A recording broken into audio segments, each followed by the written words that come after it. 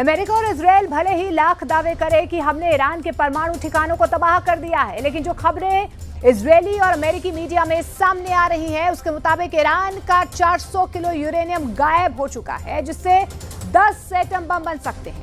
Iran का uranium कहां है इसका पता सिर्फ रूस को है, ऐसे दावे किए जा रहे हैं।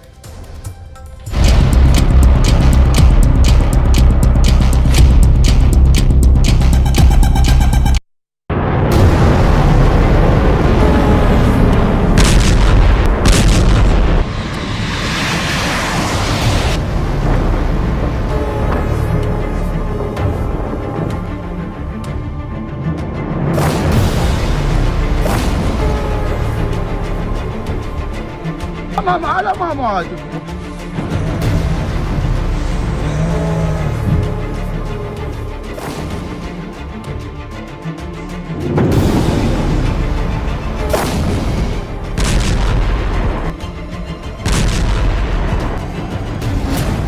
$400 किलो यूरेनियम ईरान से गायब। रूस पहुंचा या उत्तर कोरिया? 12 दिन तक चले ईरान इजराइल युद्ध में बेशक अमेरिका और इजराइल प्रचंड जीत का दावा करें, लेकिन ईरान ने अमेरिका और इजराइल के हमलों का सामना करते हुए 12 दिन में कुछ ऐसा परमाणु खेला कर दिया है जो अब इजराइल के साथ साथ अमेरिका और यूरोप के होश उड़ा रहा है। हम आपको दिखाने जा रहे हैं कि ईरान के पास मौजूद 408 किलो ऐसा यूरेनियम जिससे 10 परमाणु बम आसानी से बन जाएंगे। लेकिन अब दावा किया जा रहा है कि ईरान ने अपना 408 किलो यूरेनियम ऐसी जगह या देश में छिपा दिया है जिसे खोजने में इजराइल और अमेरिका के पसीने छूट चुके हैं। दावा किया जा रहा है कि 22 जून को जब अमेरिका के 7 B-2 बम वर्षकों ने 14,000 किलो के 12 से ज्यादा बम फोर्दो, नतांज और इस्फहान एटमी अड्डों पर गिराए, उस हमले में ईरान के यूरेनियम को रत्ती भर भी नुकसान नहीं हुआ है। ऐसे में सवाल उठ रहे हैं कि आखिर ईरान का 60% तक संवर्धित यूरेनियम यानी यूरेनियम 235 कहां चला गया है? कुछ इंटरनेशनल मीडिया ने दावा किया है कि ईरान को बेशक भयानक नुकसान हुआ हो, लेकिन ईरान ने 10 एटम बम बनाने के लिए जरूरी 408 किलो यूरेनियम को बचा लिया। कुछ रिपोर्ट्स में दावा किया जा रहा है कि रूस ने उत्तर कोरिया के साथ मिलकर ईरान के यूरेनियम को गायब करने में मदद की है। अब सवाल उठता है कि क्या ईरान आने वाले दिनों में दोबारा से एटम बम बनाने में जुट जाएगा? जिंदा है खामनेई, यूरेनियम हुआ गायब, युद्ध अभी बाकी है। इजराइल के जबरदस्त लड़ाकू जेट और मिसाइलों ने ईरान को 12 दिन की जंग में बेतहाशा नुकसान पहुंचाया, इसमें कोई शक नहीं है। इजरायली सेना और खुफिया एजेंसी मोसाद ने ईरान के टॉप 20 सैन्य अधिकारियों और जनरलों को मार डाला, उसके 10 परमाणु वैज्ञानिकों को मार डाला। ईरान के 4 से 5 परमाणु ठिकानों को पूरी तरह से रौंद डाला। अमेरिका ने अपने B-2 बम वर्षकों से ईरान के फोर्दो, नतांज और इस्फहान परमाणु ठिकानों को तबाह कर डाला। लेकिन इतनी भीषण तबाही और बर्बादी झेलने के बावजूद ईरान के पास आज भी 2 सबसे ताकतवर चीजें मौजूद हैं। एक है 408 किलो यूरेनियम जिससे 10 परमाणु बम ईरान आने वाले दिनों में बना सकता है, और दूसरे हैं ईरान के सुप्रीम लीडर 86 साल के अली खामनेई, जो एक बार फिर से ईरान के उन जनरलों और अधिकारियों की भरपाई कर सकते हैं जो इजरायली हमलों में मारे जा चुके हैं। अब आप ये जान लीजिए कि क्यों अमेरिका और इजराइल बेचैन है कि आखिर ईरान का 408 किलो यूरेनियम कहां गया। हम आपको ईरान का दावा दिखाते हैं जिससे आपको समझने में आसानी होगी कि ईरान ने अपने यूरेनियम को अमेरिका और इजराइल के हमलों से कैसे बचाया है। जरा इस एनिमेशन को देखिए। इजरायली अधिकारियों ने न्यूयॉर्क टाइम्स को बताया है कि ईरान हमले से पहले यूरेनियम भंडार और उपकरणों को एक गुप्त स्थान पर ले गया होगा। अमेरिकी हमलों से पहले ली गई सैटेलाइट तस्वीरों में फोर्डो परमाणु सुविधा के बाहर 16 ट्रकों का काफिला दिखाई दिया था, जो एक पहाड़ के अंदर बनाया गया एक भारी किलेबंद स्थल है और मिसाइल हमलों से लगभग सुरक्षित माना जाता है। दावा किया जा रहा है कि कुछ यूरेनियम ईरान के फोर्दो परमाणु ठिकाने पर मौजूद था, उसे भी ईरान ने अमेरिका के हमले से पहले गुप्त ठिकाने पर पहुंचा दिया है। ईरान के विदेश मंत्री अब्बास अराक्ची कई बार दावा कर चुके हैं कि ईरान ने संवर्धित यूरेनियम इजराइल और अमेरिका के हमले से पहले ही खुफिया ठिकाने पर पहुंचा दिया। दावा किया जा रहा है कि ईरान ने 408 किलो यूरेनियम को 16 ट्रकों से कहीं छिपा दिया है। अमेरिका का दावा, तबाह किए परमाणु ठिकाने और यूरेनियम।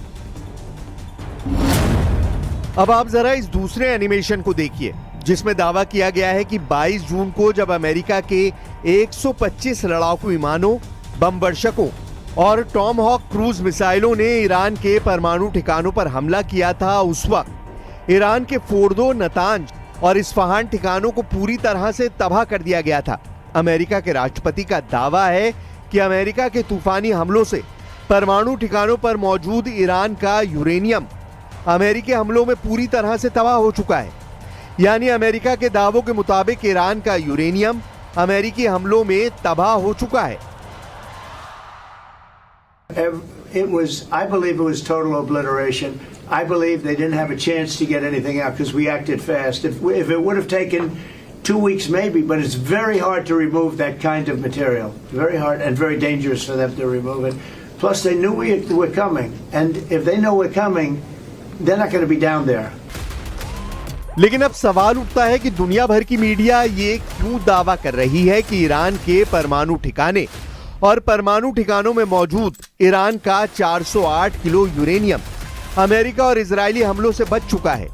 क्यों दावे किए जा रहे हैं कि ईरान ने हमले से पहले ही अपना यूरेनियम कहीं छिपा दिया है।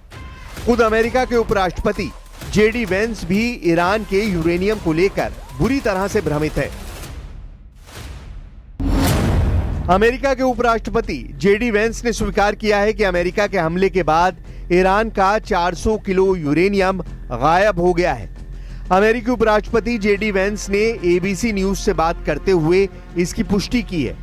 उन्होंने माना है कि पिछले हफ्ते ईरान की 3 परमाणु सुविधाओं पर अमेरिका के हवाई हमलों के बाद यूरेनियम का 400 किलोग्राम भंडार गायब हो गया है। उन्होंने माना है कि 400 किलो संवर्धित यूरेनियम से कम 10 परमाणु बमों का निर्माण हो सकता है।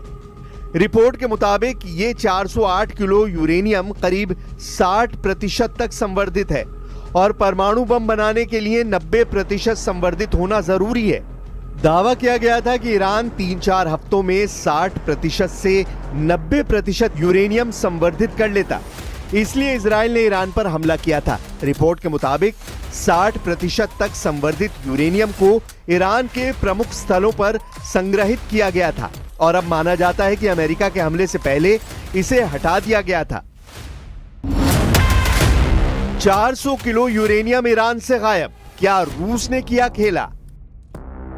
ईरान और इजराइल जंग में जिस तरह से इजराइल की तरफ से अमेरिका ने खुलकर साथ दिया है, ठीक उसी तरह से ईरान का साथ रूस ने भी कहीं ना कहीं जरूर दिया है।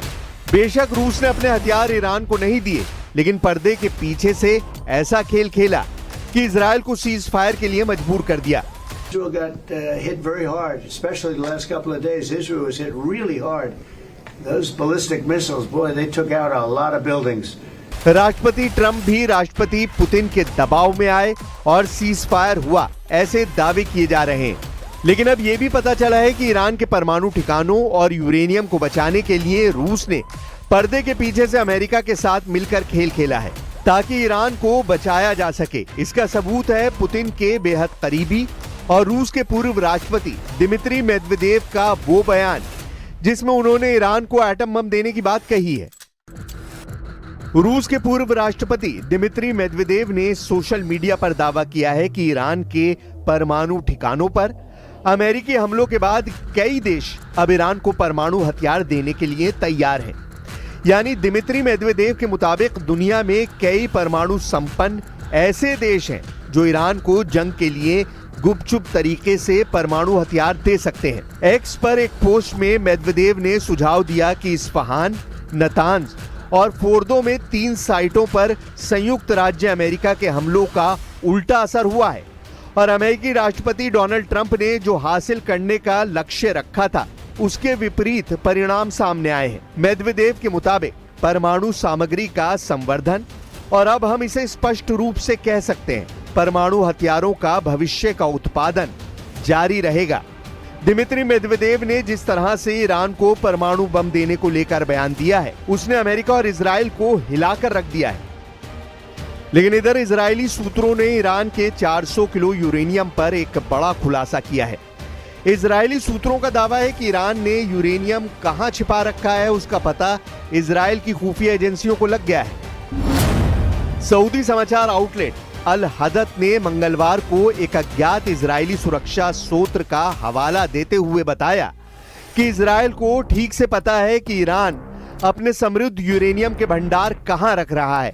अल हदत से बात करने वाले अधिकारी ने आगे दावा किया कि अधिकांश समृद्ध यूरेनियम ईरान में मलबे के नीचे दबा हुआ है।